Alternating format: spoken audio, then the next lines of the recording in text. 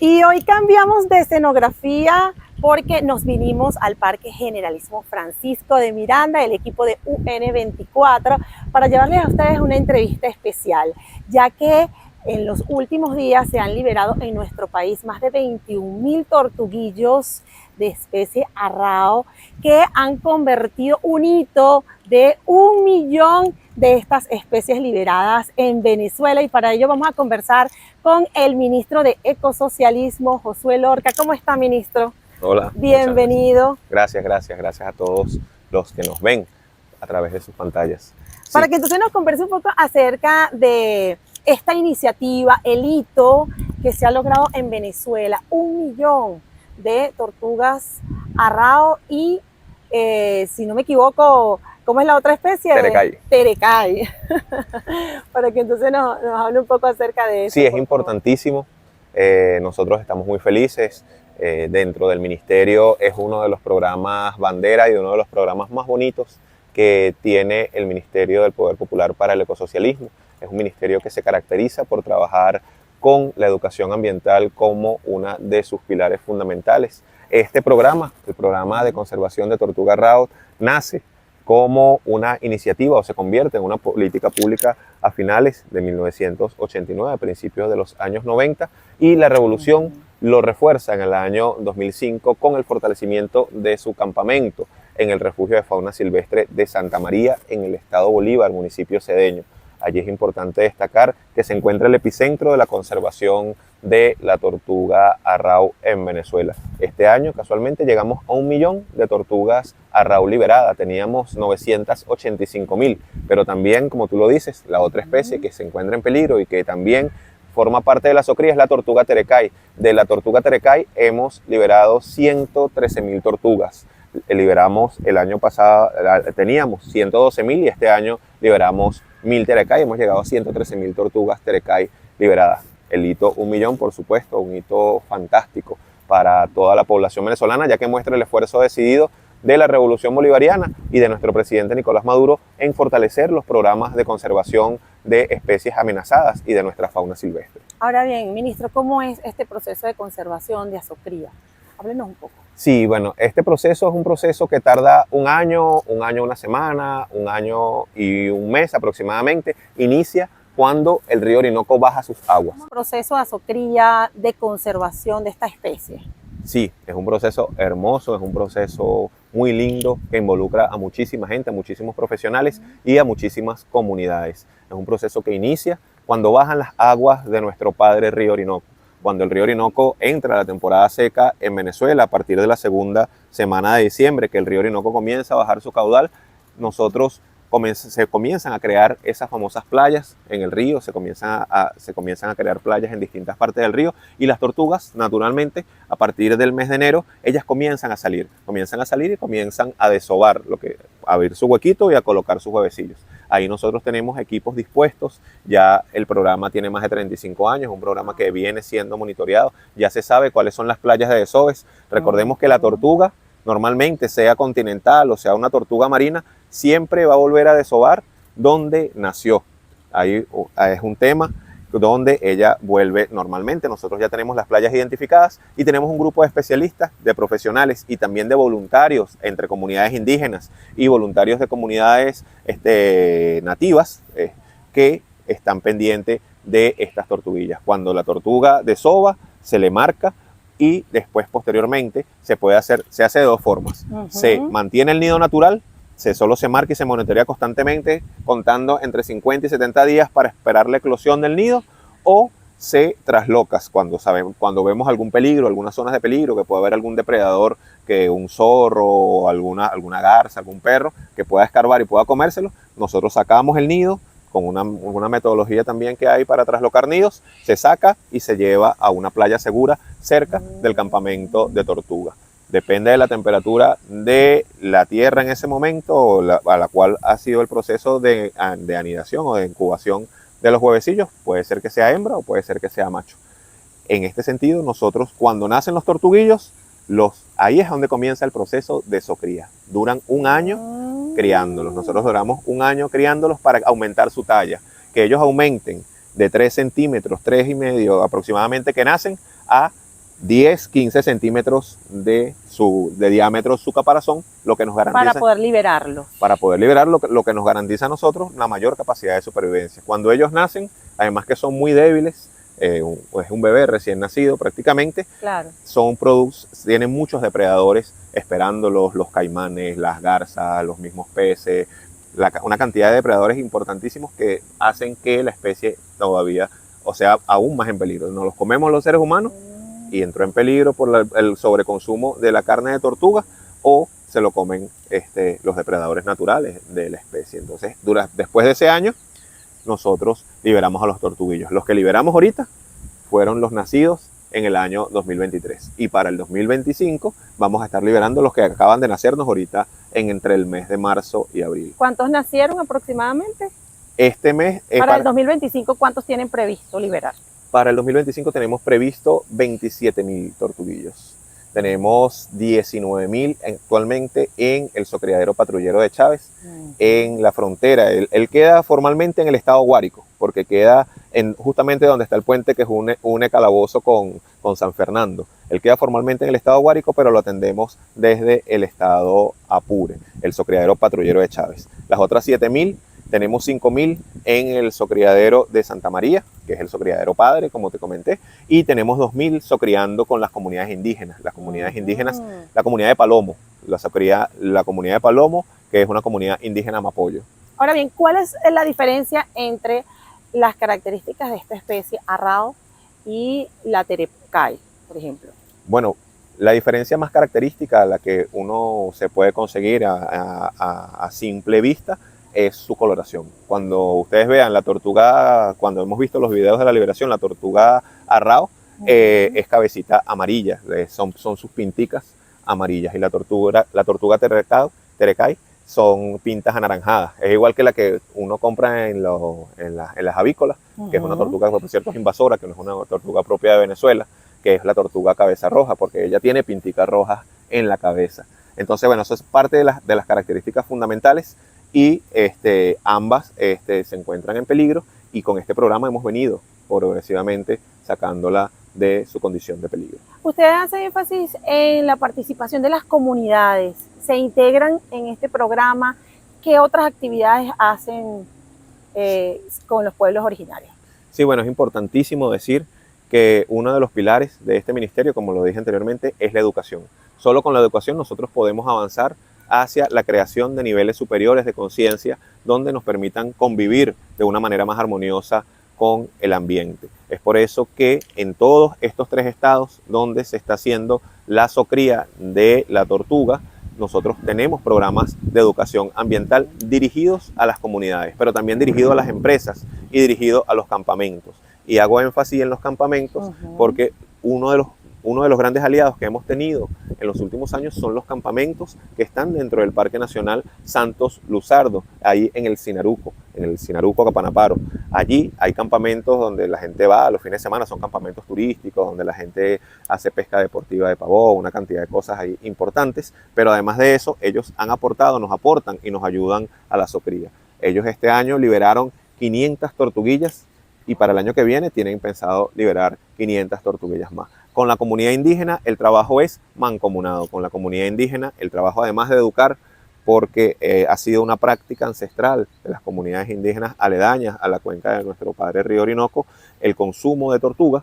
A mí un hermano indígena me decía, no, bueno, pero es que nosotros nuestra yaca es con tortuga.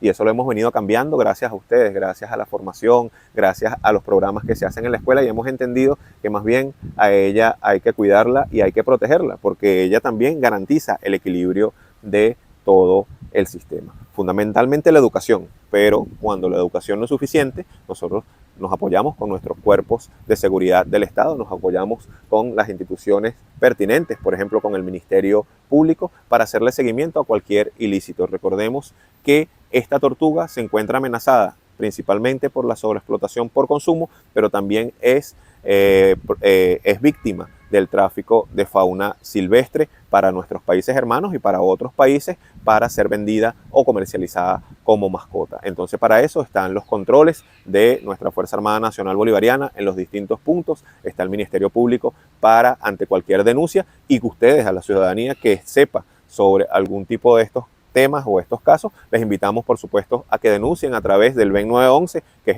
la principal línea de denuncias en Venezuela, o a través del 0800 Ambiente, que es la línea del Ministerio de Ecosocialismo que recoge todas las denuncias con carácter ambiental. Precisamente sobre eso le iba a preguntar, ¿cuál es la contribución de la población?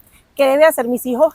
Quizás le preguntarían si pueden tener de mascota un tortuguillo o una tortuga de las especies que nosotros conocemos comúnmente que son domésticas en casa. Háblenos un poquito acerca de eso. Sí, bueno, nosotros te podríamos decir que los animales silvestres no se domestican.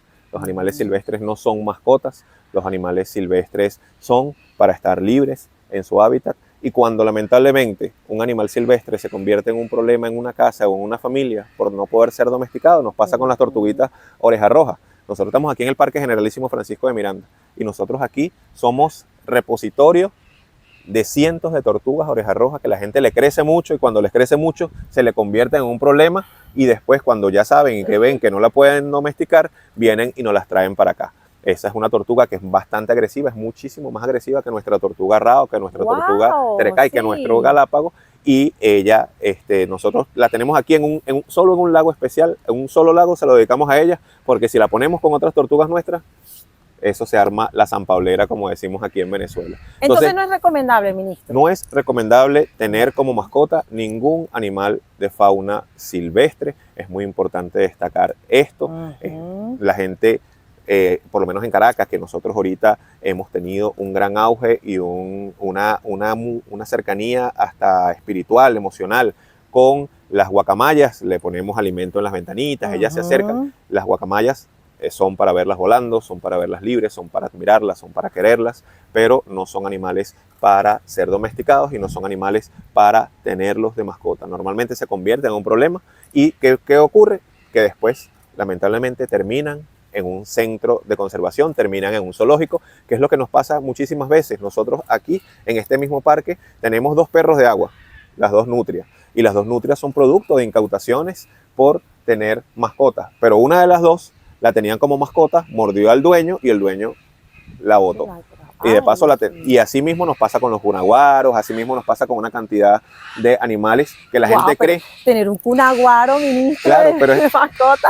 Pero es que lo tienen de bebé, entonces bebecito tú lo puedes, te muerde y no te muerde duro, pero cuando ya está grande, que te lanza un aruñazo, ahí tú dices, oye, ya no puedo tenerlo, y entonces vienen a traerlo o lo sueltan por ahí y el pobre animal que se lo quitaste a la mamá o te lo vendieron producto de haber matado a la madre o de tráfico de fauna. Mira, viste, no están escuchando, están hablando con nosotros las guacamayas. Entonces después terminan lamentablemente engrosando la lista de nuestros centros de conservación. Esto lo digo porque hay mucha gente que es antizoológicos, pero los zoológicos son producto de nosotros mismos, los zoológicos son producto de nuestra misma inconsciencia, porque los zoológicos, normalmente los zoológicos en Venezuela, más del 80% de la población son especies incautadas, producto de fauna silvestre o productos de donaciones. Tú me decías, hablando de esto y cayó como perla al dedo. Nosotros liberamos 21.000 tortugas el día viernes, liberamos 136 caimanes del Orinoco, que es el otro programa de conservación, el día sábado, pero el día domingo liberamos 4 venados y 100 morrocoyes. Los 4 venados fueron producto de incendios forestales que cuando la montaña se incendió en Guárico, los venaditos corrieron y quedaron atrapados y bueno, nosotros los agarramos, los estabilizamos y los liberamos. Pero los 100 morrocoyes fueron producto de entregas voluntarias. La gente que ya no quería tener más morrocoy lo llevó a entregarlo a la dirección del Ministerio de Ecosocialismo. ¿Por qué? Porque bueno, hay que decirlo y hay que repetirlo, hay que dejarlo como mensaje claro. Los animales de fauna silvestre no son mascotas porque no pueden ser domesticados y no pueden acompañarte en tu vida diaria o hacer lo que tú quieras como con un perrito, un gatito. Los niños van a quedar así como que tristes por esa noticia, pero cambiando de tema, ministro, también queremos que nos hable un poco acerca de cómo se desarrolla el Observatorio Nacional de Cambio Climático que se instaló en nuestro país en el 2022. Sí, bueno, el Observatorio Nacional como primera instancia tiene la misión y la visión de ser ese gran recolector de información de todos esos científicos, pero de todos esos estudiantes, pero también de todo ese poder popular que observa cambios en la naturaleza, que observa cosas distintas, que estudia de manera científica esos cambios y que puede reportarlos. Nosotros hemos venido creciendo, ya nosotros tenemos 8 sedes regionales a nivel nacional como observatorio, tenemos más de 120 científicos asociados al observatorio de distintas universidades, la Universidad del Zulia, de la Universidad de Oriente, de la Universidad Central de Venezuela. Estamos por inaugurar prontamente el Observatorio Regional de la Universidad Central de Venezuela en el estado Aragua, en la Facultad de Agronomía, en la Universidad de Oriente, en la Universidad de los Llanos, la UNEYES. Tenemos uno en Acarigua y tenemos otro en Araure, en el estado Amazonas también, porque lo que busca es esa gran conjunción de todos los investigadores. Un sitio donde los investigadores puedan poner a disposición su conocimiento, pero también puedan poner a disposición sus tesis. El presidente Nicolás Maduro, cuando autorizó la creación del observatorio, también autorizó la creación de un fondo rotatorio para promocionar investigaciones de lucha contra la crisis climática. Esto nos ha generado investigaciones importantísimas. Por ejemplo, la investigación de las zonas inundables en las principales cuencas del país, que es un artículo que nosotros publicamos aproximadamente, o un trabajo de investigación que publicamos aproximadamente hace 3 meses. Eso nos ayuda ahorita para la temporada de lluvia, ya que los alcaldes, los gobernadores y las comunidades saben cuál es el potencial riesgo de inundación que tienen en sus caños, quebradas, ríos. Igualmente, nosotros tenemos varias líneas de investigación abiertas en Mérida sobre nuestro glacial Humboldt, ya que es el último glacial que nos queda, que está a punto de desaparecer o está en proceso de desaparición. Aún todavía no ha desaparecido, pero hemos perdido los otros 5. Esos otros 5 están siendo estudiados, está siendo estudiado lo que quedó, cómo quedó y cómo nos puede ayudar eso a entender la dinámica del cambio climático y cómo nos puede ayudar eso también a aportarle a nuestros países hermanos. Recordemos que la proyección es que toda la cordillera andina, toda nuestra cordillera andina se quede sin glaciares para después del año 2050, producto de la crisis climática. Nosotros somos los primeros que estamos más adelantados en ese proceso porque somos los que tenemos menos, pero eso es algo que preocupa mucho a toda la comunidad científica y a todos los habitantes de Sudamérica, sobre todo los que tenemos la cordillera andina con nosotros, y esos son los aportes que hace el Observatorio de la Crisis Climática. También hemos tenido un estudio profundo sobre lo que es la cuenca del lago Maracaibo, en conjunto con la Universidad del Zulia y con el Instituto Venezolano de Investigaciones Científicas. Hemos trabajado a fondo lo que es el fenómeno de la cianobacteria, que actualmente se encuentra presente en este momento, o que ahorita se encuentra en mayor medida dentro del lago de Maracaibo, pero ahorita es la cianobacteria, el verdín, lo que se conoce como verdín, pero anteriormente era lo que conocimos como lemna en su momento. Pero estos son procesos cíclicos, entonces eso se encarga el observatorio, reunir a los investigadores, que cada quien desarrolle su línea de investigación y posterior se saca el análisis y las líneas de acción. Nosotros en Tejerías, con el Observatorio de Crisis Climática, con los especialistas, en ese caso fueron los profesores especialistas en hidráulica de la UNEYES, se hizo un informe bastante completo sobre todo lo que ocurrió en el cauce de la quebrada Los Patos, que fue la que desencadenó la tragedia de Tejerías, pero también, más allá de eso, qué se podía hacer después, cuáles eran las obras de mitigación que había que hacer, las obras de disminución de cauce o de disminución de velocidad de cauce, los puentes, cómo había que modificarlos, la desembocadura hacia el río Tuy, cómo había que hacerle algún trabajo para que no desembocara de frente, sino que la ladeara como normalmente lo hacen los ríos y no ocurriera ese choque que ocurrió en ese momento. O sea, el observatorio nos ha servido a nosotros para unir a las mentes de Venezuela en pro de dar alternativas contra la emergencia ambiental. Ahora bien, ¿cuáles son las actividades que tienen previstas dentro del observatorio? Tengo entendido que tienen por allí planeado realizar un congreso con especialistas para investigar, bueno, todo este tema del cambio climático. Sí, nosotros ya iríamos a nuestro 3er congreso. El primer congreso fue un congreso en donde no había nacido el observatorio, y de ahí nació el observatorio, el primer congreso de cambio climático que se hizo el 22 de abril del año 2022. Allí nosotros reunimos a principales, a conferencistas o científicos del país, donde se expusieron problemáticas concretas de emergencia ambiental o cambio climático. Posteriormente, el año pasado, lo mudamos hacia el mes de octubre, que es donde se celebra el Día de Cambio Climático, y lo hicimos en 3 estados del país. Lo hicimos en Caracas, lo hicimos en Mérida y lo hicimos en Anzoátegui, teniendo en cuenta la problemática merideña y la problemática regional, que no es solo Mérida, sino es Mérida, Táchira, Trujillo, pero también es el sur del lago y también es Barinas, entendiéndolo todo eso. Y lo hicimos en Caracas para recoger todos los trabajos científicos y investigaciones del centro, y lo hicimos en Oriente. En Oriente tenemos una problemática que es el coral invasor Eunomia stolonifera. Entonces allí centramos parte de la investigación del observatorio. Este año que estamos soñando, queremos hacer un congreso que vaya más también hacia las universidades fuera del país. Queremos extender invitaciones, sobre todo a los países del Caribe y los países de la cuenca amazónica.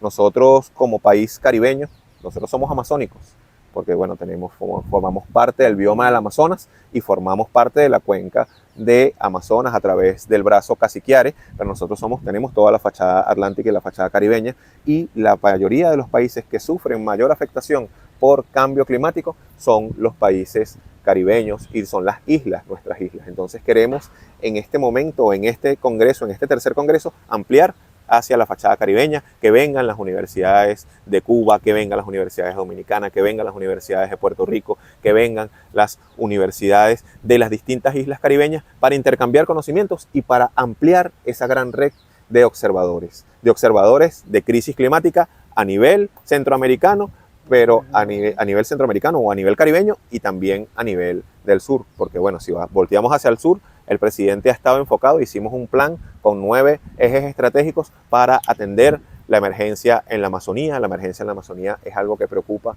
muchísimo, no solo a Venezuela, no solo a Brasil, a Colombia, a los 9 países que formamos, que tenemos la Amazonía, sino al mundo entero. La Amazonía es un biorregulador del planeta Tierra, y que la Amazonía se vea afectada de una u otra manera forma parte del desbarajuste que tenemos.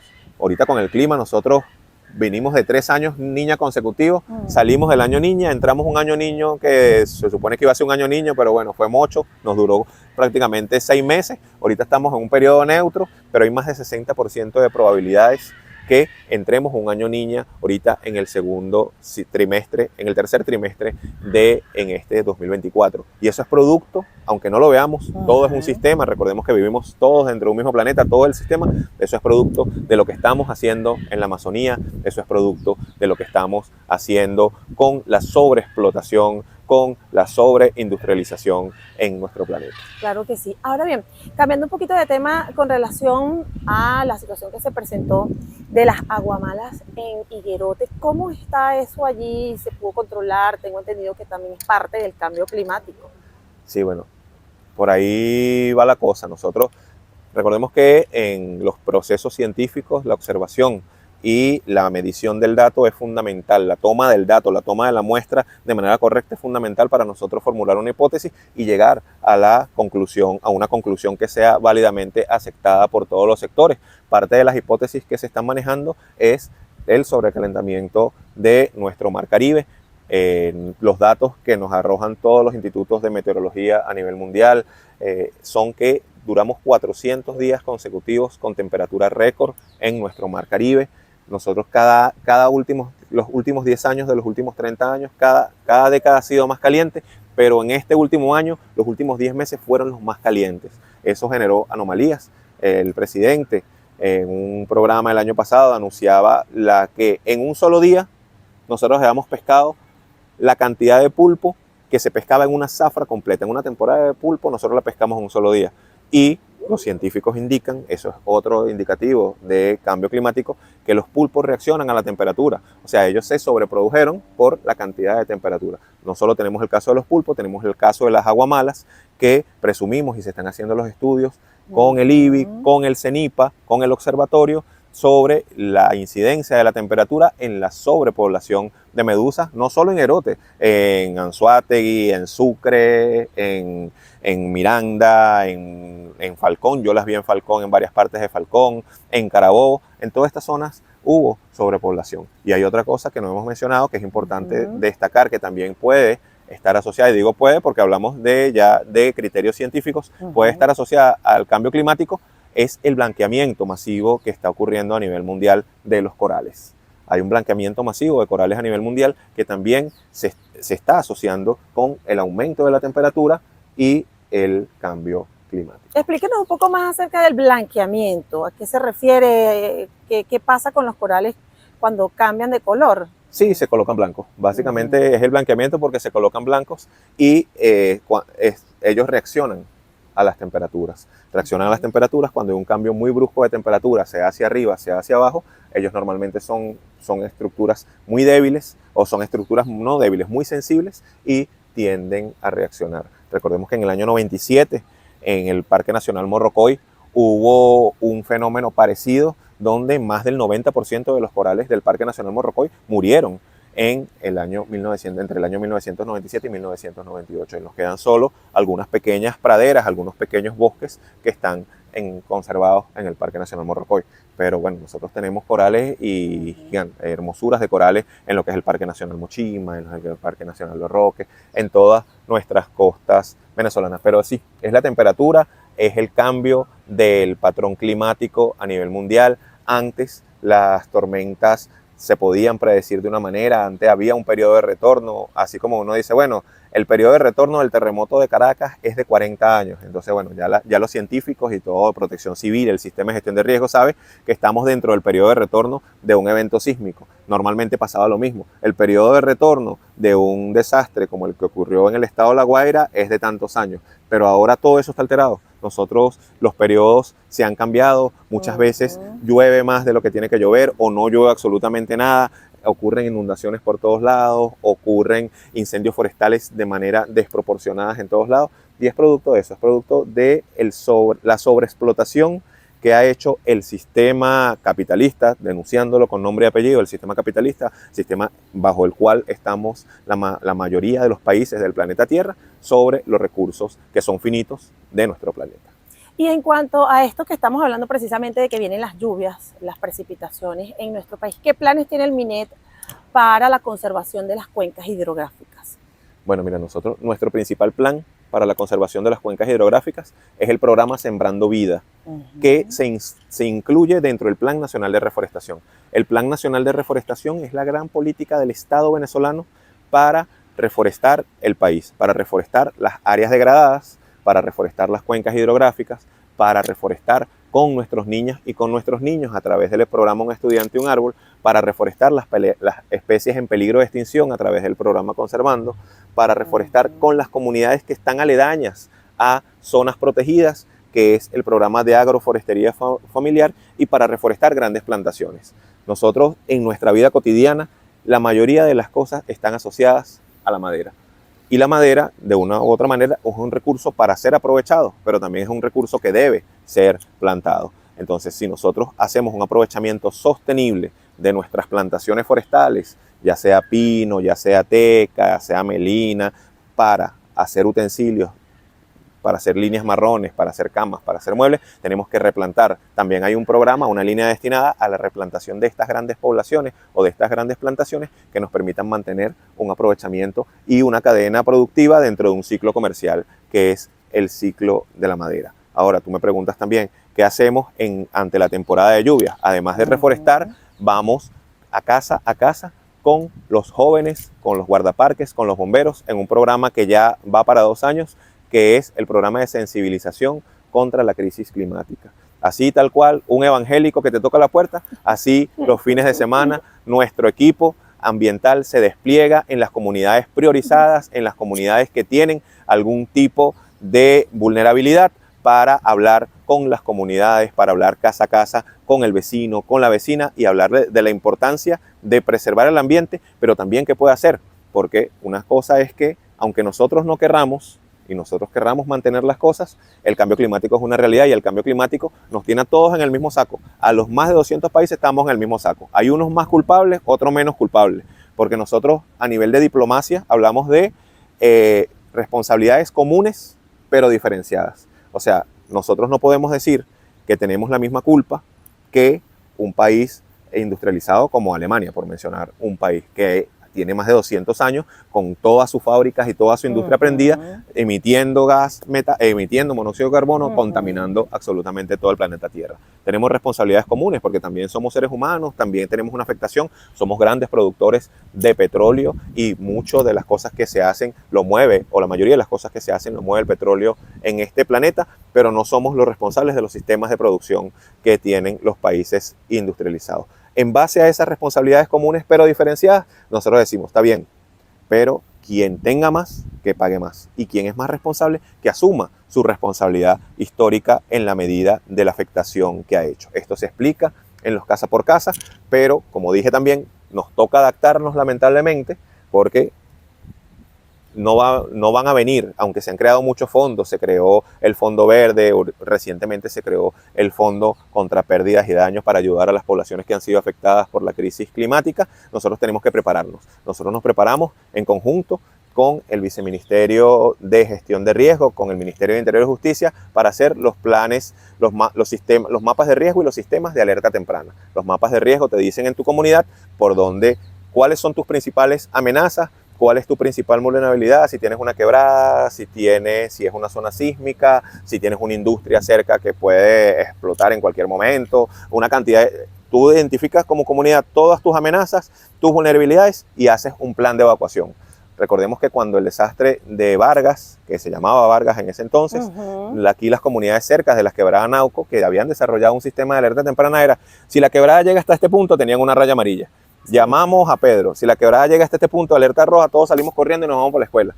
Y nos vamos para la escuela y nos resguardamos porque es el punto más alto, es el punto donde no va a llegar la quebrada. Eso lo hacemos con las comunidades, eso lo hacemos con el Viceministerio de Gestión de Riesgo, con Protección Civil, con los bomberos, y es la forma que tenemos para prepararnos ante lo que es inevitable, que es la emergencia ambiental. Y ya para ir cerrando esta entrevista especial, ministro, no hemos hablado mucho acerca de los incendios forestales, pero sí me gustaría que diera un mensaje en cuanto a este tema a la población. Sí, bueno, mira, nosotros en Venezuela, en los países tropicales, esto lo hablábamos en un programa que nosotros estamos haciendo que se llama Stop, el 99.9% de los incendios forestales está científicamente comprobado que son provocados intencionalmente o porque se te fue la candela, como dicen en muchas ocasiones. No, empecé a quemar aquí, la candela se me fue porque pegó una brisa y se me fue la candela y bueno, se generó un gran incendio forestal. En Venezuela no hay posibilidades que se genere un incendio forestal espontáneo. En Venezuela todos los incendios forestales son provocados. Esto es un llamado a la conciencia, a nuestras comunidades. Nosotros desde el Ministerio de Ecosocialismo reconocemos el fuego como un factor cultural asociado a la vida humana. Nosotros tenemos programas con las comunidades indígenas de manejo integrado del fuego. Tenemos programas con el Parque Nacional Guaraíra Repano, con las comunidades autóctonas del Parque Nacional del Guaraíra Repano del manejo integrado del fuego. ¿Qué es el manejo integrado del fuego? Bueno, hay muchas veces, ahorita en muchos países del mundo se está aplicando lo que se llaman cortafuegos negros. Tú quemas, disminuyes material vegetal para evitar que ese material vegetal se te convierta en una bomba de tiempo, se te convierta en una bomba de candela, pudiésemos decirlo. Entonces eso forma parte del manejo integrado del fuego, entendiendo también que las quemas prescritas, entendiendo también que las comunidades, el uso de la quema para sembrar es algo asociado a la cultura. La gente quema normalmente entre marzo y abril para preparar el terreno porque saben que vienen las lluvias y después van a venir y van a poder hacer su cosecha.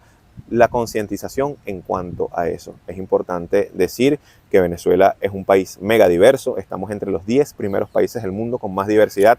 Nuestras montañas, más del 47% del territorio está bajo área bajo régimen de administración especial, más del 22% son parques nacionales, tenemos 44 parques nacionales, 37 monumentos naturales, más de 20 refugios y reservas de fauna. Todo esto debemos cuidarlo, debemos mantenerlo, porque en esos espacios se concentran cosas maravillosas. En eso que te he dicho, se concentra más del 60% del turismo, nacional e internacional. En eso que te he dicho, se concentra más del 80% de los recursos hídricos de agua dulce con la que nosotros consumimos y hacemos vida. En esos también se concentra todo lo que es la cadena de seguridad, las televisoras, las antenas, las radios, todo se concentra en toda esta gama de grandes montañas que nosotros tenemos, además de la riqueza de la biodiversidad que lo mencioné especialmente. Esto es amenazado por los incendios forestales.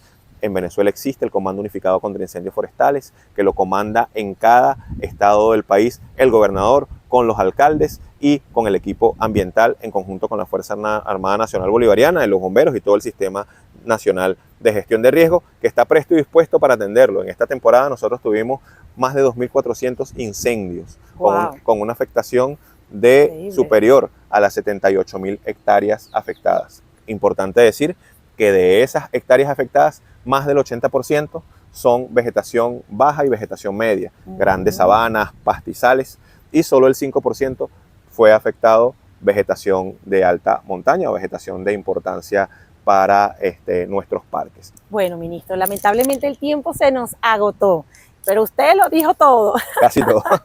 casi todo. De verdad que muchísimas gracias, ministro, por Gracias. su tiempo para esta entrevista especial de UN24. Nosotros desde acá vamos a despedir y para la próxima oportunidad estén pendientes de nuestro canal para que puedan ver un próximo encuentro. Chao, chao.